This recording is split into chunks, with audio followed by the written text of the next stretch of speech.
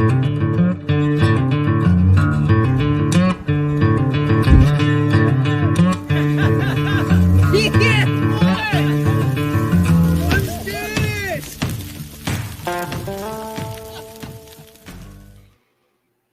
evening and welcome to Porterhouse and Teal Live, episode 85. How are you this evening, Eric? I'm doing good. I'm doing mighty fine. And we thought we'd change things up, and Rebecca decided she wanted to do the intro tonight. So that's why that happened on episode 85. That was fun. Yeah. Yeah, it is the 4th of November. And it's pretty crazy to think we're inching that much closer to the end of the year. It's just time's flying by, but I'm pretty excited about what's to come, and I'm looking forward to, getting to that point, to the end of the year. I'm looking forward to the holidays. I'm looking forward to spending some more time with family during that period of time. It's just a good time of the year for us, is it not?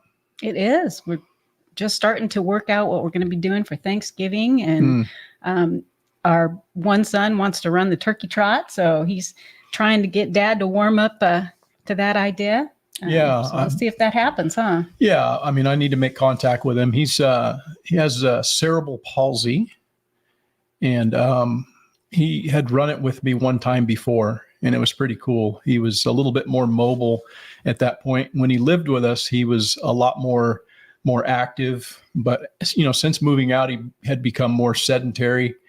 And the people that help facilitate his needs, they're a lot more accommodating from the standpoint of, here's a walker, here's this, here's that.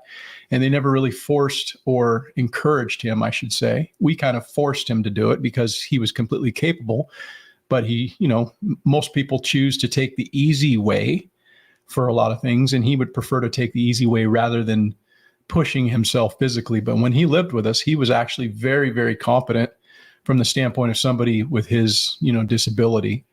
And, Rebecca used to encourage him to walk up and down our driveway, which it's about 0.2 of a mile, our driveway. And so he would have to walk that off the bus every day. And he was just a lot more mobile. We didn't accommodate his desire to use canes or a walker or something like that, because that's how he was when we got him. He was somebody who was non-ambulatory. He had a lot of health issues as far as, Rebecca worked for years. He just did the echolalic speech, and he was in diapers. So he came a long way with us.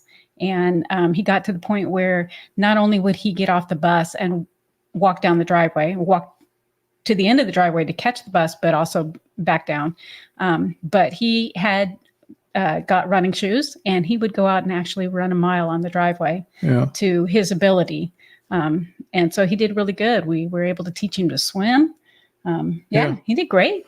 Yeah, well, you used some insider language there, the echolalic speech. I don't even know what that is. So maybe you can explain what that even means. He would mimic what it is that you said. Okay. So he'd just be parroting, essentially. Yes, he would just parrot what you said. Right. Yeah. So a few years back, I ran the turkey trot with him. I ran the 6 mile. They have I think a 4 mile or maybe a 2 mile and a 6 mile. And I ran the 6 mile with him. It was awesome. And he came in dead last, but he was super stoked. I was super stoked with him. I ran it with him throughout the entirety of the actual event. And the really cool thing is that the people that were running it, they kept the arch up for him, because a lot of times in these foot races, they'll start taking the damn arch down before people are all the way off the course, which is kind of a thing that's, kind of sad or whatever. But they kept the arch up, and they were all sitting there, and they were encouraging him to come across the line, and we crossed the line, but it was pretty cool. Yeah, he was pretty excited about that. Yeah. Hopefully he actually, is serious about doing it, because if he is, I'll definitely be there to support him, and that'll be fun. I have to say, he has been a lot of fun, a really nice addition to our family. He's taught our children, our biological children, a lot about helping folks out and encouraging them to help themselves out. Yeah. Yeah, that's the biggest thing. But yeah, since he's moved out, he's kind of regressed, if you will, and lost a lot of his mobility. So that's kind of a shame, but we'll see how it goes. And hopefully I'll be able to line up with him for the turkey trot. I need to reach out and see if I can make some kind of a arrangement for that. But yeah, good evening, Tim Riley and Bill Warner. How are you guys doing this evening? Hope you all are well. And we hadn't really prepared a whole lot for tonight, quite honestly. It was more or less just wanting to come on and have a conversation with anybody that wants to show up and have a conversation. And so we'll kind of see how this goes, but we did have some things we were going to kick around tonight just to talk about, just some things we've been thinking about here locally. And what I'd like to do tonight is to try to keep this in a non-political direction. And more or less just because I'm fucking sick of the election. I'm sick of the politics associated with it. I'm just kind of over it. And I would much rather, just be able to move on kind of, So I've been avoiding it today throughout this entire weekend. I haven't listened to anything with regard to this person said this or that person said this. And, the polls are showing this and, who's ahead in fucking Iowa and all of that. I could care less, man. Tomorrow's the election, right? Is it not? Is it Tuesday tomorrow? We get to vote. It is tomorrow. Right. So if you're an undecided, I don't even understand what that means at this point. So I think most people have made up their minds. And so I know that both of us have made up our minds where we're going to vote. And so I don't see the need other than from the standpoint of just being a voyeur to look and to see who said what. And, it's almost like kind of childish, at this stage of the game. So I'm distancing myself from that. And tonight won't be hopefully any political discussion regarding the upcoming election. Okay, so let it go. Let what go? A nice deep breath? Is that what you're... That's it. Take that cleansing breath. Breathe in. Yeah. And breathe out. No, I'm good. I'm good with respect to that. I just, like I say, I don't even understand, who's undecided at this point. And there's no reason other than just to like... You didn't let it go. Okay. Let it go. Okay. It's a deep breath. Okay. Yeah. So why don't you just talk a little bit about your lack of understanding about this daylight savings thing that was sprung on you? I tell you, I was trying to prepare dinner, a sauce, so that I could finish up dinner after we get off this podcast or this live stream. And I come running in because I figured, oh man, I've got 8 minutes, and I want to slide into the chair. And I'm saying to Eric that, hey, we're going on at 4:30, right? And he's just looking at me like I'm crazy. He asked me if I would go make him a smoothie. And I said, well, I don't have time to make you a smoothie. And he said, well, it's only 3:30 or 3:20 something. I hadn't realized that daylight savings had come. The kitchen clock had not been set. So it actually was an hour ahead. And I'm scrambling around like crazy to try to get in here on time. And I had an hour to kill. Well, don't feel bad because truth be told, I didn't realize it was daylight savings either, but my watch had given me the correct time and it says the correct time on the computer. So I was pretty well locked into the correct time. I didn't obviously realize that it had changed either because I'm retired and I don't really pay attention to things like that. They update themselves, but the stove did not. True enough. Yeah, I should have. Oh, that's funny. Tim Riley said that happened yesterday and he had no clue. I should have actually, clued in on it because we were down at a race this past weekend and I've run that race a couple of times now. And each time the clock gets set back when I'm running it. And so it's always run the first week of November or whatever, first Saturday or something like that in November. And I guess that's when daylight savings is. I don't know, but Sunday. Is it Sunday? Yeah. Mm-hmm. Yeah. Well, the race runs from Saturday to Sunday and so I should have known, but whatever. Yeah, we were, that's where we were this past weekend.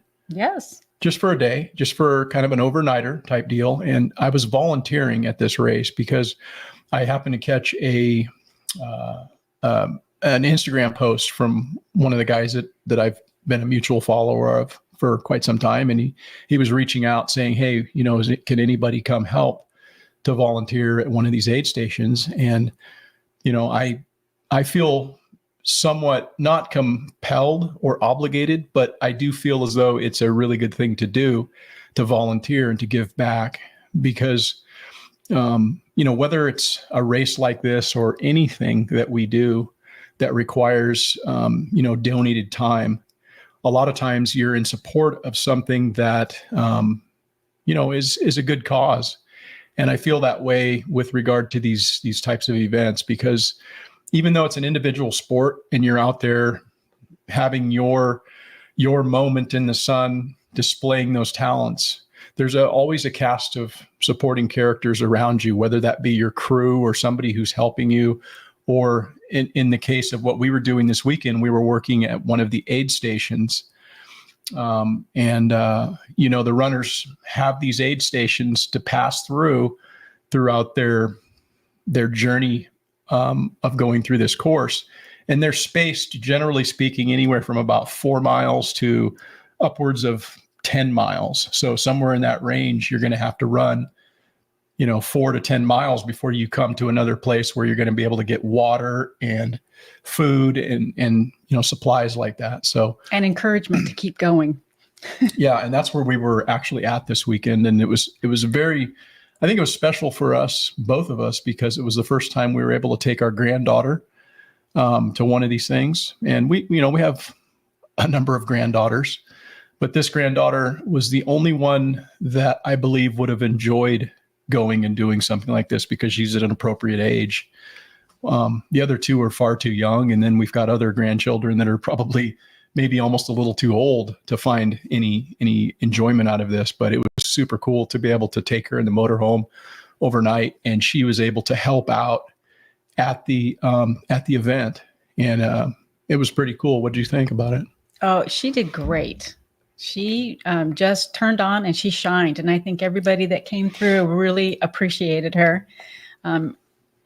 For one, because she was young. Yeah. And two, I mean, she was just on it. She was right there cooking up and serving and just doing her job and enjoying. Yeah. I kind of thought she would enjoy that. I thought it would be something that she was into. And it was pretty neat to see the people coming through, the runners, and they were just like, they were blown away. They were just like, oh, you're so awesome. You're doing such a great job. And, she was feeding off that type of a response. But I think that they were genuinely kind of like amazed that you had this little tiny person back there working at the aid station. And I've got a couple clips that I'll show you. It's interesting. Just the fact that she was back there working. There was another young child that came up, and he asked me, he said, hey, can I help back there? Can I do it? And I say, well, I'm not really the person to ask, but I'll get the answer for you. So I asked Rick, who was the aid station captain, and Rick's like, yeah, come on back. Sure. Come on. And he had him back there cutting up, fruit and stuff and helping out, doing different things. And it was pretty cool. He helped for a little bit, and then he wound up leaving. But our granddaughter was back there the entire time until she just got too tired and too cold, and it was time to go to bed. But I mean, we're talking, it was 1:30 in the morning at that point, right? When she said, okay, I'm ready to go now. Yeah. She's how old now? She is 9. 9. Yeah. So perfect age. But here's a little clip of her. I think this is her ringing the cowbell. But as runners come into these aid stations, there's a lot of times they ring cowbells, and it's a way to kind of encourage the runners, that, hey, you're getting close, that it's just right around the corner. And so she was up ringing the cowbell, and the aid station captain basically was telling her, okay, go ahead and go now. And so here's a clip of that. What? She's standing on top of the thing trying to reach the storage box. Yeah, and there's another little kid there. That's that other kid below her that's ringing a bell too. But runners are coming in. Yeah, pretty neat type of a deal for us and as well for her. And we thought we'd share that. Here's her flipping some quesadillas, and she was making these things for several hours back there working that stove. And the runners were eating these things as fast as she could make them, but she was taking command of that. And like I say, just to see a tiny person back there, the runners were coming through and they were just like, what? This is awesome. But we served hot broth, vegetable broth, and we served quesadillas, and then there was all the other accoutrements. But the it was super cold that night. I mean, it got frigid, man. And so that was a real seller, was the hot food and the quesadillas and stuff. So we had a good time doing that. Yeah, she was really cute because when they hung the cowbell, she says, "Why did they ring the cowbell?" And I said, "Well, it's amazing at how great that cowbell sounds to a runner. When you hear that and you know that aid station is just not very far away. And sometimes that aid station is not very far away from the finish when you can see the lights. And you hear that and you want to quit so bad, but you hear that cowbell and you can see the lights of the finish, and it's just as the encouragement to keep going." Yeah. Yeah. Yeah, the old daylight savings caught you too, huh, Bill? It's Bill Warner says, "I had the same issue. One of our dogs started barking before daylight, and they are my intruder alert. So I had bailed out of bed and looked at the clock. It was 4:45.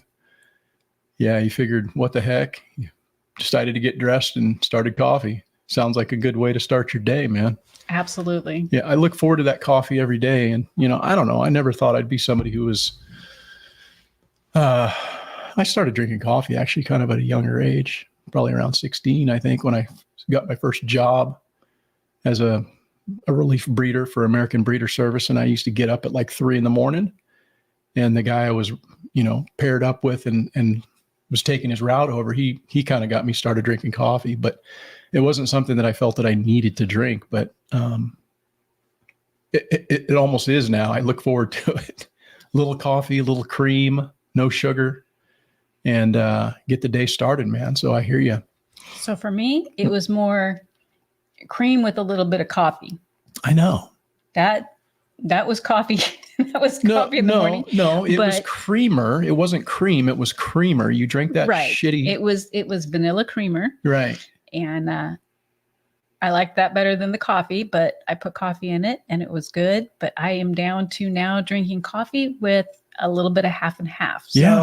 I've worked my way down to eliminating that sugar. That's so good. It doesn't taste as good, but it's still important to have in the morning, so I can do it. Right. No, for me, it actually tastes better because you can taste the coffee, and the creamer or the half and half just kind of softens it a bit, but it's still, you can taste the bean, instead of putting all this like sugary bullshit in there. But so many people drink their coffee that way, and, hats off to you if that's your jam. But we've tried to been cutting out all that processed sugar and stuff. And I'm glad to see you have done that.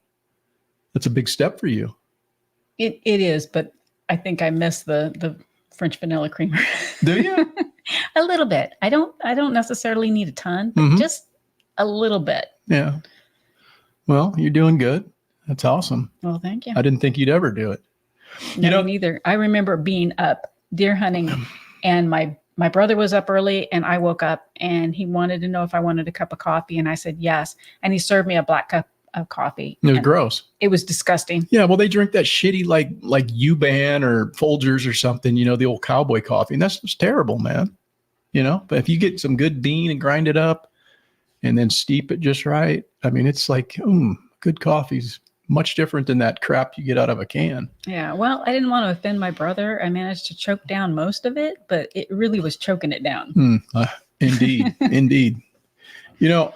We talked about this little security system thing we put in, right? Last week, I think it was. Yeah. And so Rebecca goes out to let the dog out this morning. I'm laying in bed and I say, well, let me pull up the thing and see if I can see her on the front doorbell. And then I see her open the door and she's standing there and I pushed the button and I said, hey, how's it going? No, you said, I can see you. Oh yeah. I said, or something. I said something. I can see you or something like that. And she didn't say anything. And I thought, oh, the damn thing's not working. And she comes back in. I said, did you hear me? And what'd you say? I said, no. And he said, well, I said, I could see you. And I said, oh, yeah, I did hear that, but I thought I was like hearing things, or maybe it was the wind or something. I was not bringing that up because I thought I was going crazy.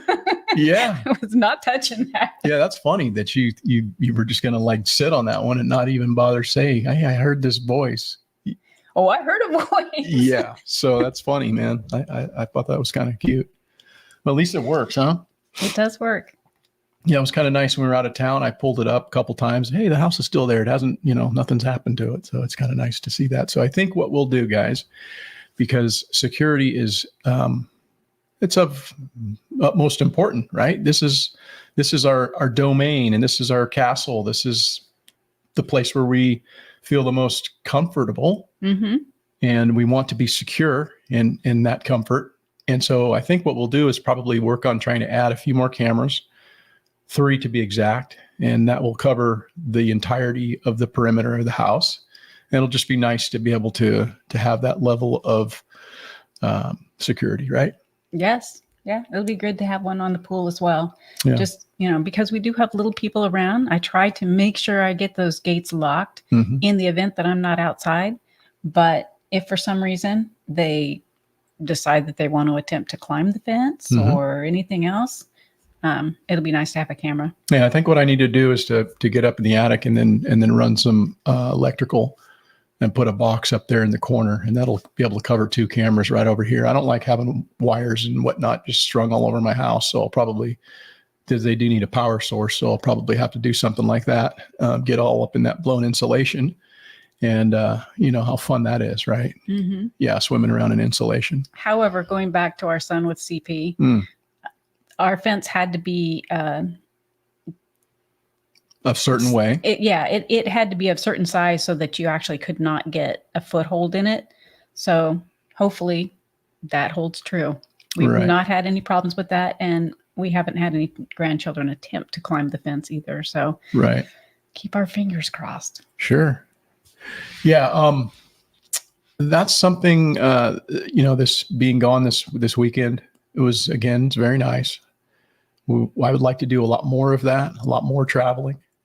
What that's going to entail is maybe a little bit less time around the homestead. Certainly we love our homestead, and we love all of the things that we've built here, and we love being here. But it's also nice to actually go out and to explore and to spend time away sometimes. And so since we have the ability to do that with our motorhome, I'd like to spend a little bit more time in that, going out and just, whether it's an overnighter or maybe a couple of nights or whatnot. Maybe making more of an effort to do that. What's your thoughts, Rebecca? I think that would be great. I think that it would be nice to kind of work our way through our grandkids and take them individually out so they have the one-on-one time. I know that our granddaughter absolutely loved that. Her siblings were so excited to see her when she got home. I'm sure that they just bombarded her with questions as to what she did, and were a little bit jealous. She said that her younger brother really wanted to go. Yeah. Well, we just need to make the time to do that, and I just think travel is so important. Yeah, I don't know. Some people don't. Some people are homebodies, and that's okay too. But it has its place. Of course, it's absolutely nice to be home when we go out and we travel. It's really nice to come home. I have this thing about my house has to be like clean before we leave, because it just feels so nice when you open the front door and you step in and everything is in place, and you can just relax instead of going, oh, I have to do this and I have to do that or put this away. It's just a very relaxing feeling for me. Well, it isn't very relaxing when we're trying to get out the door and you're just still cleaning house. I must say, it's like, okay, it's time to go. And she's running around putting everything in place, like it's going to be there when you get there. And she's like, no, I gotta have it this way. She's rearranging the cabinets and stuff. It's like, come on, man. Like, what are you doing? But it's her little thing. I don't try to like get on her too much. I mean, that's pretty cool to come home to a clean house, right? I mean, who's going to complain about that? It's nice. Yeah. What can I say? Yeah. Yeah, you got your little idiosyncrasies with regard to how things need to be in the house, and I understand that. It's like guys like that with their tools. You know, I know my dad used to get super pissed because he'd be like, "Where's that tool at, boy?" Oh, it's over here. Well, I left it over here. Bring it back. So it's So my dishwasher's like that. My dishwasher's like my toolbox. The mm, dishes have to be in there in a certain way. And we do Thanksgiving, and I always tell them, no, just put the dishes in the sink. I'll do it. I'll do it. right. Yeah. Bill says that he drinks flavored coffee. I drink coffee flavored French press coffee. Yeah, I like a French press, man. We have a French press in our motorhome. It's a nice little stainless steel French press, and I've got this nice grinder. Paid like $50 for it, and it was totally worth it because we use it every time we go out in that coach. And one of the reasons why I got it is because I didn't want to have to. I didn't want I got not the grinder, but the French press, because we could like plug in or whatever, but you got to start up your generator, and you can't be starting up your generator at 3 a.m. when you're getting up to make coffee, for a race or something. So I've got a nice little French press and a nice grinder, and it's the way to go, man. The it's fresh. It's good. Mm-hmm. You could go out and get yourself some hollow roast. See that right there? Hollow roast coffee. That's a good bean. We drink that. We do. We have an order that comes every month. And matter of fact, it should be coming any time now. Yeah. I think Nicole said she had some kind of like an electrical issue or something in her roasting shack. So she had put out an email saying that it's going to be a little bit delayed this month, but no worries. It will arrive, right? Yes. Yeah. She sends out cute little postcards of an owl. Yeah. It's her hoot. It is her hoot. Yeah. Hey, I wanted to give a shout out to a guy, Patrick Rohrman. And Patrick's actually been on this podcast. I had him on as a guest. I brought him on after I met him at the Living Free in Tennessee, speaking of hollow roast coffee. I met him at that event in Tennessee this past spring. And both he and I shared a few miles. I told Nicole, hey, I'm going to go out for a run. And she goes, oh, maybe you should check with Patrick Rohrman and see if he wants to go on a run with you. And I thought, okay, cool. So I got with Patrick, I had never met the guy. And so I met him and I said, hey man, I'm going to go out on a little couple mile run. Do you want to go out, share some miles? And he's like, yeah. And so the following day I went up and asked him again. And I kind of thought, he's probably going to bail. He's probably going to say something, I didn't know him. And I thought, as most people would probably do, oh no, that's fine. I got other things going on or whatever. But he's like, yeah, hell yeah. Let me get my shoes on. And so we went out for a run and shared, I don't know, we went out for 4 miles or something like that. And, it was pretty cool because Patrick, at that time wasn't really in running shape. And, well, I might add, I wasn't really in much great running shape at that time either. But we went out and we did the thing, and he came back and he was like, you know what, man, I think I'm going to try to sign up for a marathon. He says, you kind of inspired me. And I thought, oh, that's cool. Right on. And then so as I had mentioned before that we had been in touch and we'd been kind of communicating a little bit on Instagram and sharing our runs and stuff like that over the course of his training leading up to this marathon. And he just sent me a DM the other day. I think it was on Saturday. And he said, hey, man, I finished my marathon. And he showed me his time and stuff. And, far surpassed what I think he wanted to get for the standpoint of his finish time. And I just think that that's really cool, man.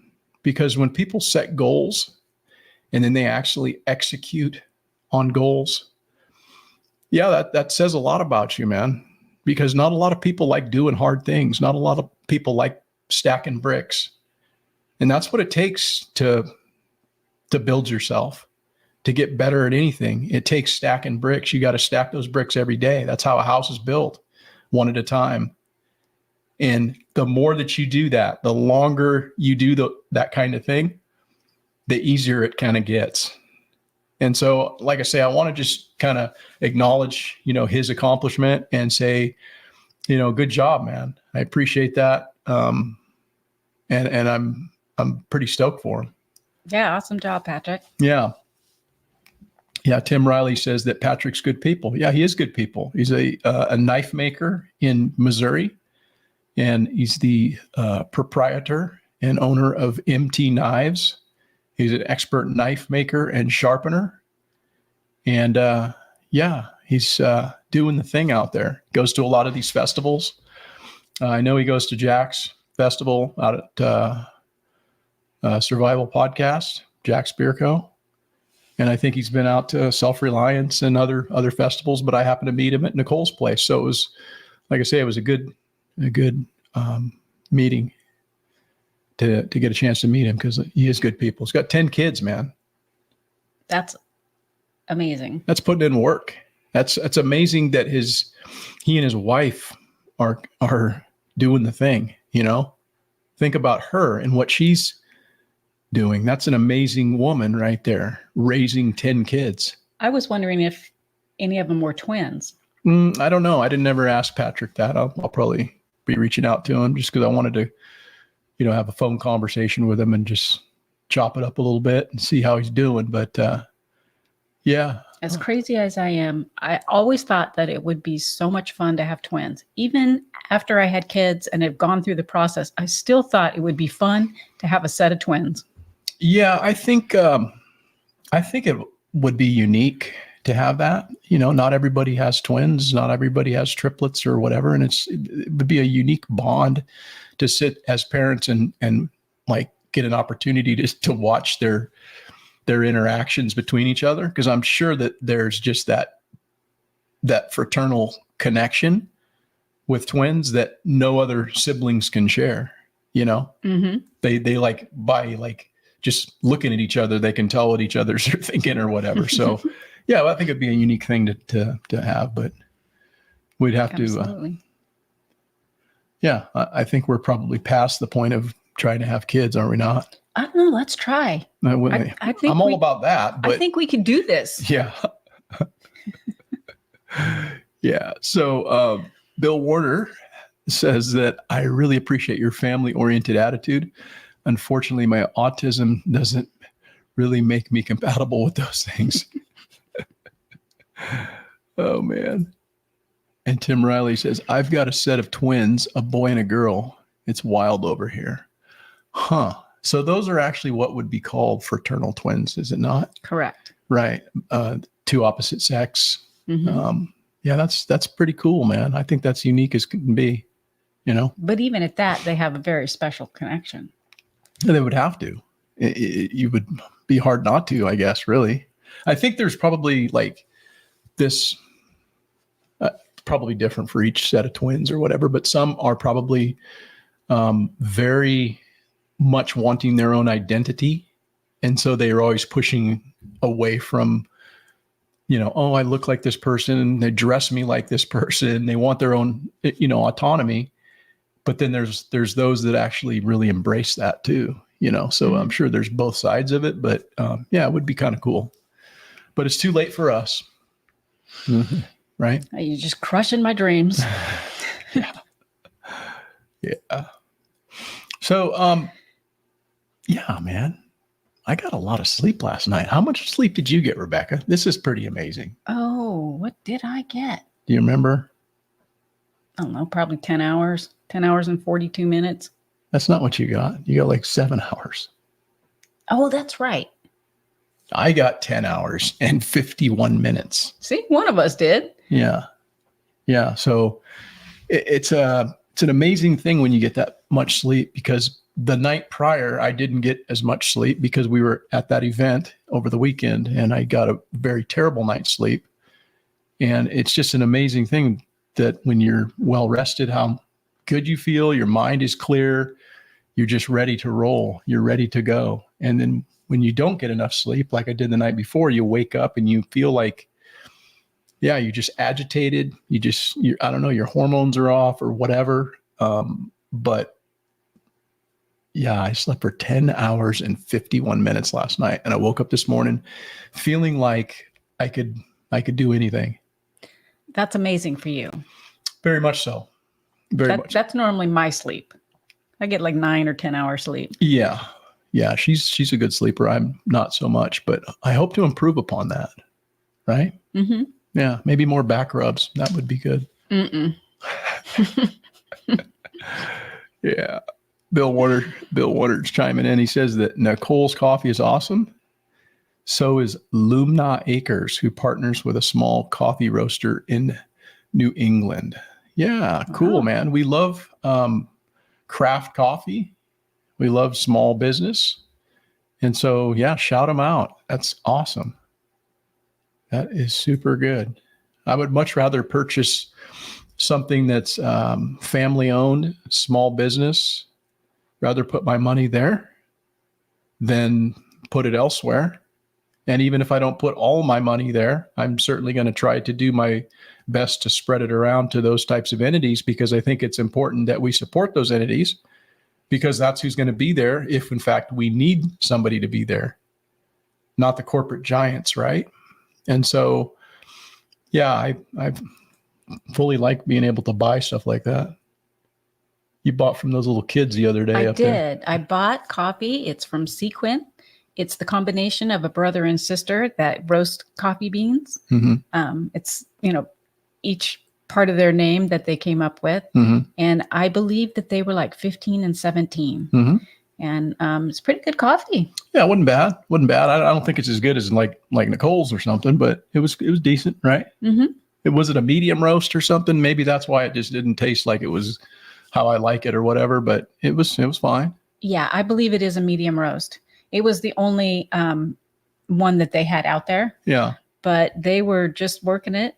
They had their booth set up, and I talked to them for a little bit, and they were telling me, yes, their dad got them interested, and they both really liked it. And so they decided to go into roasting coffee beans. Yeah, that's cool. So it was really cute. I felt I needed to buy coffee from them. Yeah, you just get that feeling, man. It's like going past a lemonade stand. If you drive past a lemonade stand and you don't stop and do something, what's wrong with you, man? Like the kids are out there like, hey, I'm trying to do the thing. And you just want to support that. At least I do. I just feel compelled to like support these little kids that are out there doing that.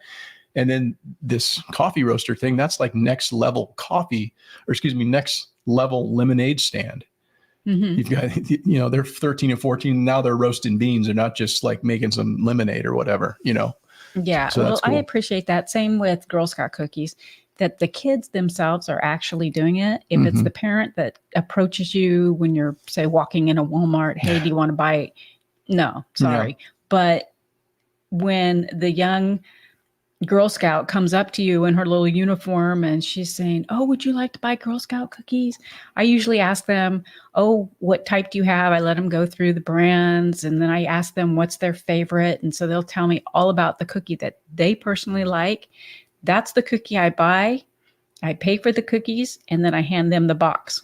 Yeah. And their mother's face are like, do you know how many cookies my kids have already eaten? Yeah, they're not thrilled about that decision. But hey, you want to peddle, these cookies with your kids? We'll just give them right back to you. We don't want your cookies. We just take our money, please. So yeah, well, the little kids are just excited because they get a box of cookies. They're like, oh, well, I got money and I got cookies. Cool. So yeah, Bill Warner says, how do you eat an elephant? Uh-oh, I think I see a dad joke coming. One bite at a time. That is very true. Mm-hmm. That's life like 101 right there. You can't eat it all at once. You got to just keep stacking bricks, right? Tim Riley says that he's a big fan of Hollow Roast and Food Forest Farms coffee.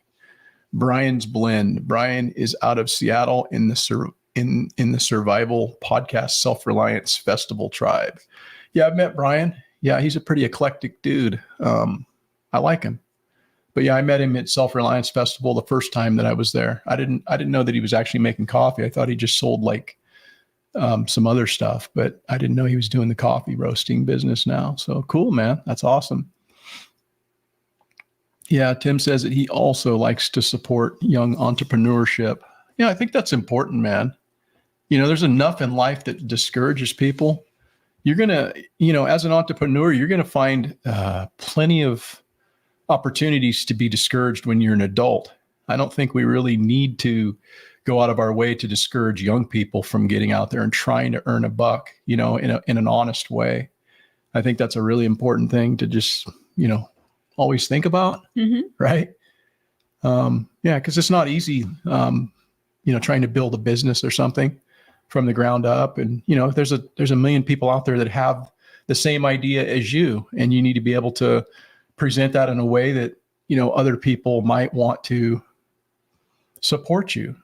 Well, that's where I think, back obviously when I was younger and you had your paper boys, which now obviously we get that online and don't need to have the newspaper. Mm-hmm. But, it was teaching kids to work and earn a wage Mm-hmm. at a young age. The same with babysitting. Girls typically babysat the neighbors' kids and you would get paid for that. And it's just setting up good goals and teaching you how to earn and how to save.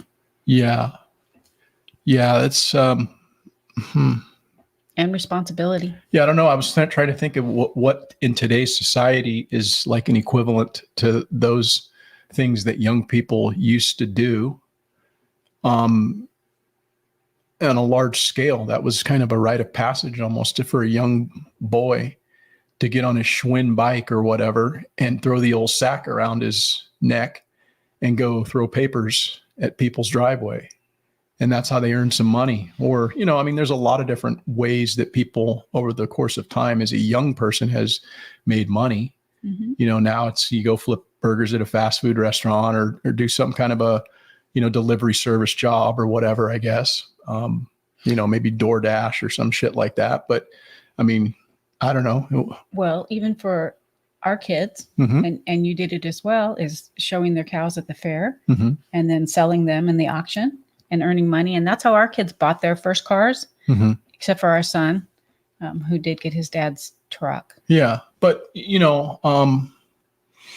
not every kid has that availability. Most kids I'm could saying go that's still teaching them responsibility, how to take care of earning and saving to put it towards that's a bigger goal. I think that's just an important thing to do, so kids can be responsible for their money, and that you can get help from your parents. We used to help them in the sense that we would purchase the feed for the animal and stuff like that. They would have to, in subsequent years, purchase their own animal, but we would still pay for the feed. That way they could actually earn a little bit of money when they went to the fair and hopefully get a right price from the people that are business owners that are going there to purchase the youth livestock and, use it as kind of a tax write-off. A lot of these businesses use that as a way to not only promote their own business, but support the people that have supported them. Well, they also needed to go around and pass out buyer letters and talk to possible buyers in different businesses and shake hands, say their name, mm-hmm. what they're selling, how much work they've put into it, and basically selling themselves and selling their animal. And hopefully that person's going to show up and bid on their animal at the fair. Right. And it's definitely a good thing for kids to go out and do, because it teaches them to be able to put that foot forward and to present themselves in a way that makes them marketable. So it's just an important life skill. Tim says that mowing lawns is still a rite of passage here in Tennessee. Oh, wow. Yeah. My brothers did that as well. Right. I don't know if that's so much a thing not in where we live. It's not like, there's people that have lawn service. I know like a couple people on this road that I see where somebody comes and cuts their grass or whatever, but there's not like any kids, because we don't live in a neighborhood. I think it was a lot easier when you lived in a neighborhood. Mm-hmm. You could just like go and hit all the people with lawns, but we don't have like lawns out in the rural areas much. Well, I lived in a neighborhood growing up. Right. Yeah. Yeah. I'm glad I never did. I was kind of cool about living when we first moved to, Windsor and stuff and bought our house in a neighborhood. That was cool for our kids because there were other kids their age to play with. Mm-hmm. And you had strange kids in your house that you didn't know how they got in. Right. Right. Bill Warner says Lumina Acres has an off-grid homestead channel that I watch and enjoy a lot.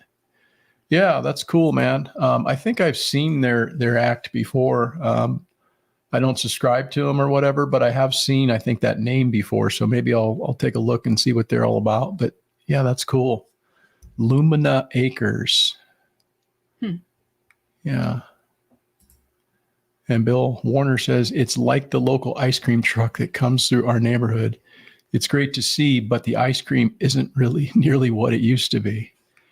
Yeah, I see those things from time to time, those ice cream trucks. Not in our town, or I've never even seen them up here, but I know when we lived in the city in Windsor, it was a suburbs. It wasn't really a city. I mean, it's a city now, but used to see the ice cream truck going through town and stuff. And I don't know.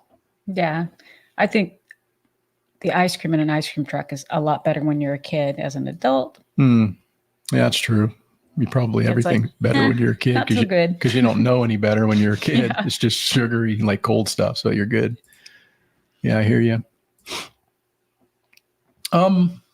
Yeah, let's talk a little bit about your egg sales. The chickens are still cranking, man. What did you pull today? I pulled 20 eggs out of there today. 20 eggs. And that's not to say that there's not a couple out there hiding, because they sometimes they're really good and they get in their nesting boxes and they lay their eggs, and sometimes they find a little corner that they like and there'll be like a little stash of eggs.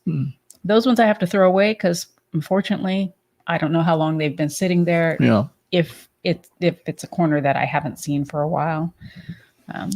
Yeah. So how many, let's see, how many eggs have you sold this week? So this week, this is the start of the week, and we've already sold 5 dozen. Okay. And I do have a lady that said that when she gets ready to go back to her home, she's going to call for some more eggs. Right. Well, what would you say? How many have you sold this month? In a month, I would say I sell anywhere from 90 to 95 dozen eggs for the month. 90 to 95 dozen. Wow. So, wow. Really? Oh, no. You know what? That's the cost. Yeah. That's a cost. Yeah. So, no. That would be 30 to 35 dozen. Sorry. Oh, okay. Yeah, I was thinking, man, how did we get that many? That's a lot of eggs. Those chickens are just cranking them. Yeah. So the cost would be, because we're selling them for $3 an egg, or excuse me, a dozen. And so that's what, 90 to. That would be 30 dozen. 30 dozen would be $90, right? For the month. Right. So if you extrapolate that out over a year, that's that's almost. It's 1,080, I believe. Right. So that's pretty cool, man. Another $1,000 just selling some eggs from some chickens because we got some extras. Mm-hmm. And you're claiming that on our tax returns. I'm certain of that. Oh, absolutely. Right. Yeah. We can't be shorting the government of their tax burden. Right. Wouldn't want to do that. Yeah. So that's pretty good, man. So it's good to have livestock that kind of actually produces a little something on the side and not just complete money loss, because we're getting all the eggs we can eat. Plus we give some away. Correct. Plus we sell some. So that helps pay for their feed for the most part, because I get feed pretty cheap for them. And so essentially we're doing all that, and, we're kind of coming ahead of the game. In essence. And they are nosy. I tell you, go out there to gather eggs and they just come and stick their little faces and their beaks in there to see what you're doing, push them out of the way. Right. Yeah, no, it's good, man. I do think that it's important that people consider, and you can do whatever you want, but from my standpoint, I want to be able to at least, be a producer of something rather than just a consumer of everything. And, I've said that here before, but I think it's really true that most people in our society are just consumers. They just show up and go to work. They earn some money for their time, and then they come home, and then everything that they bring into their house is something that they actually have to buy. And it's important, particularly if we ever get to a point where, we as a community of people need to support each other. And so whether you produce eggs or you grow something or you make something or you provide a service, it's important to, consider contributing to that. I know that very few people are 100% producers. Everybody has to be a consumer to some extent, but how much can you actually lessen that burden by at least producing something? And so we make a few things here on our property. We offer them up, put them out on the website and stuff. And I just think it's an important thing to do. If nothing more than just for our own use, right? Mm-hmm. Yeah, because having to go to the store to buy things that you could ordinarily learn how to make or create it's a very valuable life skill. Yeah, Tim, that was a mistake. 95 dozen. I think she misspoke on that. Yeah. Hopefully that got corrected. Yeah. Bill Warner says it wasn't just girls. I babysat for half my high school years for spending money. Huh. Yeah, that's cool. Yeah, that was a thing that a lot of girls did was, babysat, right? Yes. Girls that were not really of driving age usually. They're usually teenagers. Yeah, and they're 13 usually to 15 or whatever, is probably a pretty good responsible, and finger quotes I'm using as responsible age, right? I started pretty young. The kids I was babysitting I wasn't too much older than they were. Yeah, but those were relatives. That was kinfolk. No, I'm talking about it was the neighbors' kids. They were kitty corner from us. So I was pretty close to home. So if I needed help, my mom was not too far away. Right. But yeah. Yeah. Yeah, we had a chicken that stayed out over the weekend. That was kind of a unique experience for her, I'm sure. She had a wonderful weekend. Yeah, I mean, I didn't know if she'd be alive when we came back, and if she wasn't, then that's her bad. But I think she was able to find enough water by sticking her head through the fence on coop 1, and she can reach the. Right. We do have a water. Yeah, the water container that's pretty close to the side of the coop. Yeah. And I have seen the chickens before not get in the coop, but stick their faces through or their beaks through and drink on the outside. And I'm pretty sure that that's what she did. Well, that's the only way she would have probably gotten water. And, she might have found enough critters in the chicken yard to keep her satisfied, or maybe not. But there's probably plenty of mice at night. So she had to be willing to stay up past her bedtime to get some mice. But yeah, there's 3 of them out tonight. We'll see what happens to them in the morning, right? They didn't want to go up either. Unless I feel compelled to go and let them in their pens. Did you want to talk about goal setting? Because we talked a little bit about that last week, about setting goals and things. And you had brought something up about something you had forgotten to mention. Well, one of the goals that I was going to say that I forgot to mention, like you said, was to set a goal for yourself, to take time for yourself and do something that you enjoy. So in my case, I like to paint. Not that I'm a world's best painter, but I do like to paint and I find it very relaxing. And so that's really a nice goal for me to set that time aside and do that to help me regroup and whatnot. Mm-hmm. So anyway, I was just putting that out there that it's a great goal for everybody to find your comfort space and make time for that. Yeah, I'd mentioned that before too, because I'm a big advocate of that. I think it's important to find your little something that provides you that stimulation or relaxation or whatever. Everybody needs their own, time to set aside for that. I just think it makes you a better person if you can do that, Mm-hmm. And so that's cool.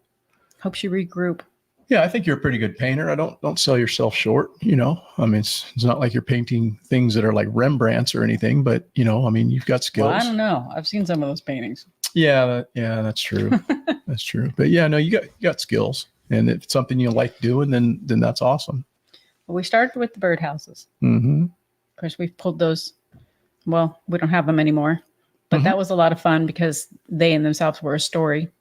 The ones that we did sell, or actually we traded, that was towards their businesses. So that took a little researching to find out different aspects about that business to fill all four sides.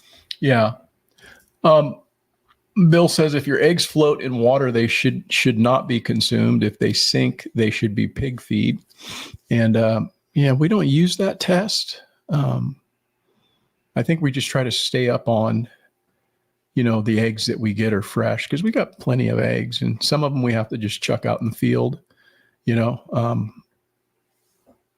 Occasionally you get the ones that are like really gross, like the black ones. Oh, that's nasty. And I don't know what's up with that. I mean, I don't know where those are coming from, but maybe they're ones you just thought you picked up and they've been sitting there for a while. But I don't think so. I think that they're actually ones that have like a hairline crack in them, and I can't see the crack. And so they're setting. And over a week's time, right. I actually took some meat out for it to thaw out. And I thought, man, this meat smells so bad. I have to throw this away. And I smelled the meat, and the meat didn't smell, but boy, the smell was coming from there. So I was going like egg to egg, and I hit one that was like, oh, right. That one's bad. I know it's bad. I don't even want to crack it open. I know it's bad. Right. Hey, what's up, Skanes girl? Good to see you tonight. Skanes is joining us. That's cool. Hi, Skanes girl. Yeah. And Tim says that he saw your SOE birdhouse this weekend when they were out at, I guess, Self-Reliance Festival. Yeah, we made one of those for John. Of course, I was making them, and then Rebecca would paint them. And we did that, kind of as a gift to some of the creators that, I had been inspired by, John being one of them, Nicole being another, Jack Spirko, right? And we made one for Billy Bond and his wife. And then we also made one for Tag. And so, that was kind of fun doing that. And she had a good time painting them. They were very custom. And it was kind of a unique gift, I suppose. It was a lot of fun. I enjoyed doing it. It was interesting figuring out how to mold the sides into a different picture all the way around. Mm-hmm. Yeah, that's cool. Some of those turned out very, very neat. We just sent one off actually here about a couple of weeks ago that we'd been holding for somebody who is a friend of mine and ours, Barefoot Ted McDonald and his wife Liv, and they own the company Luna Sandals. And I was an ambassador for their company for a number of years, probably about 6 years. And I probably could still be if I wanted to be, but I actually stepped away a couple of years ago and wanted to give away all of my sponsorships and things like that and my affiliations with these different companies, just because I didn't feel inspired to do it anymore. And I felt like I was not going to be able to give them an adequate return on their investment. But they're still good friends of ours. And we stopped off. They live down in Santa Barbara, and we stopped off and had dinner with them after a race that I ran a couple of years ago in Riverside, California, and spent a little bit of time with them, had dinner, and painted this birdhouse, or I made this birdhouse. Rebecca painted it, and it was actually a picture of a portion of it. One side had a picture of Ted, who was on his solo wheel. And a solo wheel is kind of a centrifugal thing you stand on, and it's just one wheel, and you just kind of move it around or whatever if you haven't seen one. And I learned how to ride a solo wheel because he allowed me to borrow one of his. And so we went there, I took it back to him, and then we rode down on the Santa Barbara Pier and rode around in the morning with our coffees. It was super cool. And I'm drinking coffee and following him around, taking a few pictures down on the pier. And then I came back, and she took that picture, one of the pictures of him. And so she painted that on there. It was very unique. But we've been holding that birdhouse for a couple of years now, and they just had their first child. And we're so excited for them because they're older. Ted's damn near my age, right? I think he's like 56. He's 60. He's He's 60? He's 60. Is he really? Mm-hmm. Damn, he looks good. I better get my shit together. Ted looks good. Ted is like a little kid. I mean, he has so much energy. Yeah, so he's 60 and she's like in her 40s. I think she's just turned 40. Mm-hmm. So much younger than him. But she they've been trying for a long time to have a child. And they finally got pregnant and they finally had a kid. And so Rebecca bought her a nice little baby outfit and we sent them the birdhouse along with it, just as a gift to them. But yeah, we had fun making those birdhouses. It was cool. Yeah, it was fun. They were all different shapes. Nicole's had a complete different roof from the others. I changed up the design on building them and stuff. And this was all made from material that I get from where I get my material to make biochar. It's up at that bee apiary in town. And they put out different cuts of, wood that they can't use to make their bee boxes. And then they put out their shavings and sawdust and stuff like that. And I use all of that stock for making biochar, but it's also pretty good for making things like birdhouses. And, you could craft other things if you had, such a desire to do so. But I had fun making those birdhouses for a while until I got sick of making them. And she still would probably want me to make one and paint them or whatever. I still would paint them. Yeah. I don't know. I might, because they're kind of a fun gift, to give to people. And then we did sell a few. So it was kind of fun to do. But let's see here. What's up? Dean Mullis in the house. Good to see you, man. Bill Warner got something to say. He says, my 14-year-old grandson just helped butcher a nice mule deer buck that his auntie got yesterday. Cool. That's awesome that, he got a chance to participate in that. And that's all part of, growing up to be a man, I suppose. Mm-hmm. So many youngsters never get exposed to that. And, I guess that's their exposure in life. But I think it's neat to see where your food comes from. And then if you have a hand actually in processing it and butchering it, that's even better, because then you have a full, understanding and appreciation for that animal. And, I really like being able to raise our own meat here. It's a great thing to know that how that animal was fed, how it was raised. And then ultimately when you're eating it, you just have that assurance of where that meat came from. And so that's super cool that, especially something that's like a deer, it's going to be completely grass fed, right? It's not going to be any bullshit unless it's eating somebody's corn-fed, in cornfield that's been sprayed with glyphosate. Yeah, that's pretty cool, Skanes girl, that you have birdhouses your dad made. Oh, right on. Yeah, Skane says I have quite a few birdhouses that my dad made. Yeah, it's a good project for people. There's a lot of people that make some pretty unique, different birdhouses out there. Some of them are very intricate. Ours are not as intricate as they are just kind of a functional, birdhouse. I don't spend like a tremendous amount of time putting all this detail and stuff on them, but they're functional. And I think the paint job kind of makes them come around and be something that's one of a kind and unique. And so I hope people would appreciate that. Yeah. I try to have them tell a story, I suppose. Yeah. And then the bottom is pretty much for me to paint however I feel like it, because it's going to be bottom down. Yeah. Dean says that we live in a depressed area. Bird trailer houses are popular. Bird trailer houses. I think I've seen those. Really? Yeah. What's a bird trailer house? I don't know. It's like a trailer, but it's a birdhouse. Okay.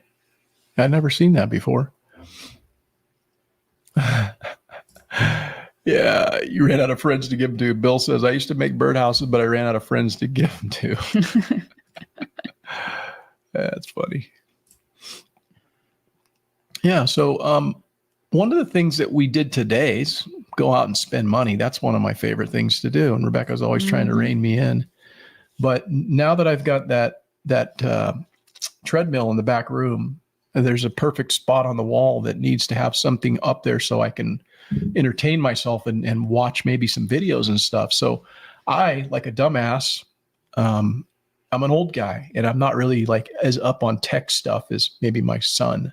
So I kind of defer to him a lot of the times. And I asked him, I said, hey, do they have something where I could like take my phone and then stream from my phone over to like a TV, like a flat screen?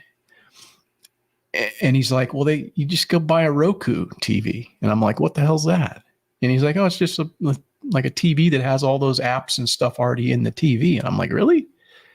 You just put it up and connect it to Wi-Fi and it's already in there? And he's like, yeah. And I'm like, well, hell. And so I looked it up on YouTube, to get a little bit more intel about what he was talking about. And I'm like, man, we got to do that. So we went down today and we were just going shopping. I told her, I said, we're not going to buy anything. We're just going to go down there and look. And so we get down there and I'm like looking at some different stuff and we're kind of hemming and hawing. I'm going, man, that's a pretty good deal right there. We should probably get that. Don't you think? Mm-hmm. And I was able to talk her into it. So we bought a Roku TV and a TV mount and then he needed a fan. Well, I got to have a fan. It gets steamy in that thing when you start sweating, right? So we're working on trying to get this, because see, here's the thing. And then of course, driving home, I really could use a stationary bike in there. Well, yeah, I got to soften her up, but no, see, here's the whole point to this thing, because I'm actually saving us money, because by me staying here, I don't have to drive an hour to go to the mountains to do that. I had an incredible workout this morning, like an hour and 21 minutes, 9 something miles, bunch of vert, right? I was doing this was beautiful. So I'm saving us money by spending money. You see how that works? Isn't that logic? You're asking me. She's not buying it. He also got a new running pack. Right.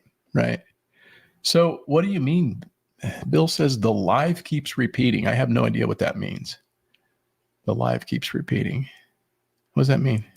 I don't know. Are we glitching out, guys? Can you guys hear us? Is everything okay? Because I can't tell on this end. We're just talking here. So if everything's cool, everything's 5x5, let us know in the comments. But I don't know what you mean. The live keeps repeating. That's news to me. News to me too. Yeah, I don't know. I don't know, guys. So 5x9. What does that mean? Is that good or is that bad? Just say good or bad. Can you hear us good? Are we locked up? Are we glitching? I don't even know. 5x9. So we did kind of have a non-productive homesteading day. What would you say? That was productive for me. Well, I don't know that I would say it was homesteading, but I did have an issue with my my debit card. I had checked and noticed that I had this charge. Now, it was a small charge, but it still was a charge that I personally didn't make. So I, of course, go to my bank and I tell them I didn't make this and I got this new card. Well, when we were hiking the Pacific Crest Trail, I had to put all of our bills on automatic payment. So I never took them off. I left them on that. But then when I get this new debit card, I then had to contact everybody that was on automatic payment and update all of them with the new cards. I forgot one. I was wondering why our Wi-Fi wasn't paid this month. See, that's why you should just, let me get this microphone thing back. See, that's the problem with being connected to everything. You got to just detach from the system, right? You got to start your own credit union. You got to start your own Wi-Fi communication setup. I mean, this whole idea of connecting to the system, it's just like passe. We need to be off grid. We need to just detach from it. And you won't have to worry about switching over your card. We'll all have our own cards. We'll all be our own bankers. See? Yeah, that'd be awesome. Isn't that how it works? Okay. What blows me away is when you go into places and they won't take cash. Yeah. Tim says that 5x5 is good enough. 5x9 is perfect. Well, that's good. We love to hear perfect. So that's cool. Extra gooder. Right on. So Bill Warner says that he's actually considering starting to build some purple martin condos for insect control. That would be cool, I suppose, if we had those kind of birds that were just hanging out at night, I guess, and eating stuff or eating them in the day. I don't know. I'm not familiar with the purple martin. I've never heard of it. Yeah. So There must be I'm something. at a loss. There must be something that's a little bit on a different area of the country or whatever. But yeah, that's cool, man. Building infrastructure for wildlife. You should take my those damn house sparrows. You can have all of those you want from here. I'll mail you some. Those are about the most invasive little bastards ever. And I know some people are like, oh, well, they're just part of nature, and they are. They're part of the ecosystem. But they were something from the standpoint of not a native species that has been brought here, and they were brought over about 50 of them back in the early part of the last century, and they have become the most prolific bird in North America. They're in all of about, I think, there's like 2 places where they are not or whatever, and they might even be there by now, but they multiply very prolifically, and they actually will go in and they will attack native birds like like bluebirds and stuff like that. The actual cool birds that I like to see. And they're just a pain in the ass, and they multiply, and they eat the stuff you're trying to grow. And yes, they eat, seeds and bugs and everything else. But man, we've got a grip of them around here this year. And I've had to go to extra lengths to try to secure some of my most sensitive plants that I don't want them to bother. And that's just part of what we have to deal with here, which it's not the end of the world. I'm not complaining too hard, but I mean, they're just a pain in the ass. Some birds are cool. We've got some here that are very unique and interesting, and I love seeing them and hearing them. But those little bastards, they can go, man. I don't like them at all. You know what I haven't seen very much of? I've seen a few of them. Is the killdeer this year? Yeah, you mean sandpipers? Sandpipers, yeah. Yeah, we got them. A few of them. Not many. We used to have more. Yeah, I've seen a few of them out there. And killdeer. Yep. Bat cave. Yeah, we don't see a lot of bats around here too much at night. Usually you could see them at dusk where they're kind of starting to come out of their thing and starting to work the area, but I don't see too many of them around here often. I think we have more owls than anything else. We do have a lot of owls, which is great. If you don't like, providing you don't like your cat, right? Or small dogs, or yeah. They are still cracking, man. Our chickens are really still doing their thing, but like I said, we get birds that are actual layers, and it really does make a difference. If you get those, like dual purpose birds or some of the other heritage breeds, they're not really like, these were bred for egg production.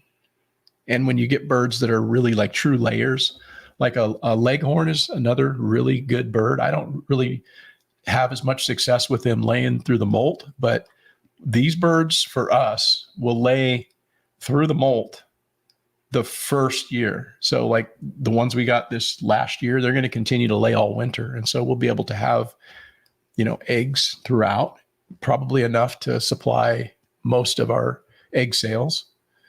And we'll just kind of see how that goes. I'm still toying with the idea this year. I don't want to go 100% as far as our replacements on our birds from our own stock. I want to see how they do, quite honestly. So I want to do some in the incubator, but I also want to order some birds so I know that we have ones that came out of the hatchery that are going to lay for us good. But we've got a brown Novagen brown rooster, and Novagen brown hens that they're matched up on. So conceivably, the genetics would indicate that they would probably be high layers, but I don't know how well they'll do throughout the winter next year. So I want to get a batch of each. And so soon I will be breaking out the incubator, and I will also be timing that with when they hatch. I'm going to get another batch of Novagens in, and we'll see, how they do. We'll keep track of them and see, right? The ones we raise versus the ones we get out of the hatchery, how prolific they are. So I thought we actually had one that was going to be broody today. I was gathering eggs and I kind of reached in and she's pecking at me and fluffing herself out. And apparently she was just having a bad day. Mm-hmm. Dean Mullis says that he used to see quite a few sparrows, but with our swales maturing in the last 5 years, mostly native birds now. Yeah, that's cool. Native birds are where it's at, man. I don't like those fucking sparrows. Some people might like them, but they're pesky little bastards. They're called a house sparrow because they thrive around dwellings and houses. They'll get in your every kind of food. They'll get in your garbage and they'll get in everything. And like I say, they will go in and inhabit the nest of other birds that are nesting, and they'll kick them out, destroy their eggs. And I don't think that's too cool. They'll have like 4 clutches in a year. So they start to multiply and add up pretty quickly. And we've had them here every year since we've been here. But this year in particular, they seem to be much more numerous. And I just put out that video this past weekend kind of indicating that and showing some of the ways that I've gone about trying to reduce or eliminate their impact. But yeah, it's an extra step I'd rather not have to deal with. But it's farming, right? There's always going to be stuff that's trying to get after your stuff. So, what I'd like to see is I'd like to see another one of those hummingbird moths. Oh yeah, those are neat. You don't see them too often. I've seen a couple of them since we've been here, but they're kind of cool looking. I've only seen one. Really? I've seen a couple. Yeah. Skane says, I think I only have 1 or 2 hens still laying, just not enough daylight, and a couple of still in the molting process. Yeah.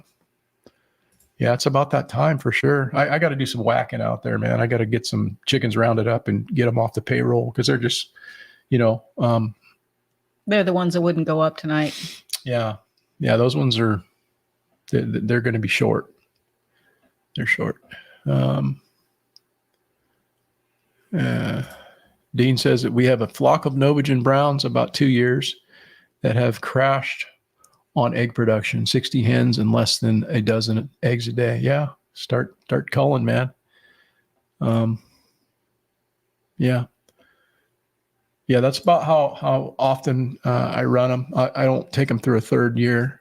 They got to go after that. They'll get 2 years and then they're going to get gone because I got some 22 birds that got to go. My 23 birds are going to make it through the winter, and then my 24 birds will be coming online. And like I say, it'll be a mixture of hatchery as well as what we can, get out of the incubator here. So that will be interesting. Yeah, we've never incubated birds before. Right. Not out of this incubator. Right. Yeah. So, so I was mentioning a non-productive day and I guess asking the rhetorical question, is that okay? Is it okay to have a non-productive day around the homestead? I would say yes, because you do have to take time to relax. You're going to burn yourself out. Right. Yeah, I do think that is important too. Oftentimes I find myself, trying to do too much or go. And I know that, there's always that, you have to be motivated. You have to have goals. You have to set, some target that you're working toward. But it is important to also recognize somewhat of a balance of that. And if you decide, hey, today's not the day where I feel super motivated to do a bunch of things, I think it's probably okay to just, take a day and take it for yourself or just take it to kind of relax, because that is super important. I do believe. Mm-hmm. Yeah. Yeah. I didn't get that from my dad. He was always go. And, but a lot of that rubbed off on me, and for the good part of it, right? We all need to get things done, but I think there's just this incessant need a lot of times in society to be a part of the hustle culture. and to be like, oh, I've got to be just doing all of these things and, always working towards something. And that's fine to a point. I think people should be motivated, but again, having a non-productive day sometimes is okay. And that's all I wanted to say about that. Yeah.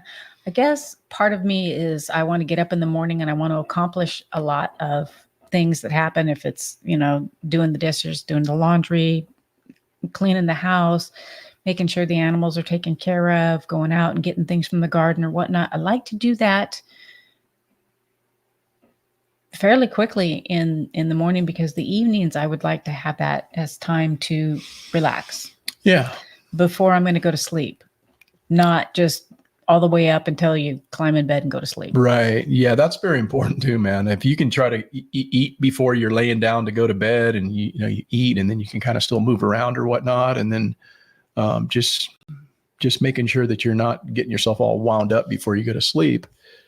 Then that might be part of my problem, where I don't sleep as well as she does a lot of times, because I do always have things kind of ruminating up there, and I'm thinking about stuff. Not to say you don't ruminate up there. I'm just pointing out that I'm a little bit more high strung in essence. A little. Yeah. But hey, a tad. But hey, who got 10 hours and 51 minutes of sleep last night? Whoop, whoop. Huh? Like once in a year. No, I got another 10-hour night here this last month, I think. So that's cool. Dean is saying, awesome. Dean says that he's trying to explain to my wife that naps are just a part of the master plan. See? Yeah, Dean's keeping things in check. He knows it is just part of the master plan. Yeah.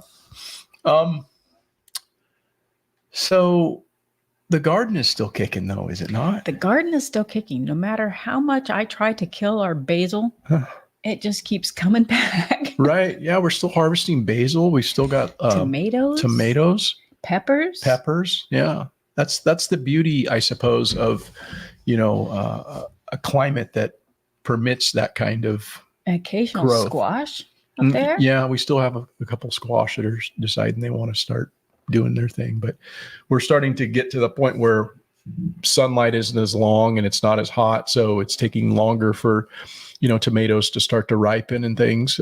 They certainly can ripen on the counter, but we might be trending toward fried green tomato season. So maybe this year, since we're not eating any seed oils, we could maybe do that with something a little bit healthier, right? Maybe get some clarified butter, some ghee, or something like that to fry it up in, or maybe some olive oil or avocado oil might work. Avocado oil? Yeah. So I think we're trending toward fried green tomatoes because those are delicious. They are better than I anticipated they would be. No, of course. Let me put it that way. Yeah. And then the lettuce. It's good. The lettuce is starting to come along. I just watered it this evening, and it is starting to enjoy its new environment. And I would suspect we will be harvesting our first lettuce inside of probably 2 weeks or so. But just planted that this past weekend, put out a video about it. And I'm extremely enthusiastic about having some fresh vegetables as far as like lettuce in our salad. So I put in some arugula, and then 3 different types of, there's more than 3 different types, but mostly leafy lettuce, which is like my favorite because in every meal, generally speaking, we have a green salad. And now that might not be some people's cup of tea, but we are getting older. And so fiber is very important to our diet. But the way she makes a green salad is something that you just don't get in a restaurant.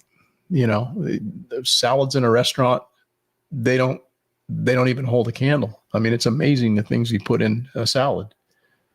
So I pretty much try to switch it up and make it a little bit different. So sometimes it'll be the lettuce and it'll have vegetables along with your tomato, some grated cheese or sliced cheese. Sometimes it's the lettuce and you'll have a variety of different fresh fruit plus some carrot or berries. Berries. Grapes, there's always nuts. There's always sunflower seeds or cashews or both sunflower seeds on top of it. Beets, artichoke hearts that she makes. So, I mean, they're always very interesting. And the salad dressing is homemade, and it's just like something I look forward to in our meal. So I'm extremely stoked about lettuce season is upon us, right? Yep. Yeah. Hey, so I don't know how things are out your way, guys, but I looked this up just to kind of see what the computer would say if I asked it what the average cost of gasoline is in California. And it says, as of today, gasoline in California is $4.55 per gallon for regular unleaded, and it's $4.91 per gallon for diesel. And that's kind of expensive, don't you think, Rebecca? It is very expensive, especially, you think about what it cost when you were filling your tank as a teenager or well, you're going to go back 20s. You're going to go back like 70 years now. Like 70. I look good for 70. That's all I have to say. Well, you do, sweet pea. It's just amazing to me that that's what things are costing. Other things have kind of come down in balance, but food costs are still up, and fuel costs, energy costs are still up. There's a lot of things that are still up. And I don't know what things are like elsewhere, but it wasn't too long ago when the fuel was more around the $2 range. Yeah, it was a long time ago around in California when it was, but nonetheless. Yeah, what do you think? We should probably start to wrap it up because we got to eat dinner. We got to get things going and everything. And I do have a quote though that I thought was kind of a unique quote, and it's very true if you think about it from the standpoint of what they're trying to say. And it says, "You have brains in your head, you have feet in your shoes. You can steer yourself in any direction you choose." And so if I had to ask you, who would you say, Rebecca, would that be somebody who would be from the left side of the aisle or for the right side of the aisle? Not to try to be political tonight or anything, but what would you say about that particular quote? You have brains in your head, you have feet in your shoes, you can steer yourself in any direction you choose. I'm going to say conservative. Maybe so. I don't even know. It was actually a quote by no other than Dr. Seuss. So I'm not sure if Dr. Seuss was a liberal or a conservative, but that was a Dr. Seuss quote. Huh? Sounds like something Dr. Seuss would say. Well, that's why it sounds that way, because he said it. Yeah. Let's see. 2019, Big B says, I wonder what the 2019 average was. I actually looked up, this is interesting because I looked up, I wanted to know what was the 2014 cost of milk. I asked it what the cost of milk in California was, and it came up with some figure, $3.50 or something like that. And then I asked it 10 years prior in 2014 what the cost of it was. And it was actually more expensive in 2014. And I thought, I wonder if that's actually true. How could that be? How was the average cost of milk in 2014 more than the average cost of milk in 2024, since what we know about how things have inflated, particularly food prices.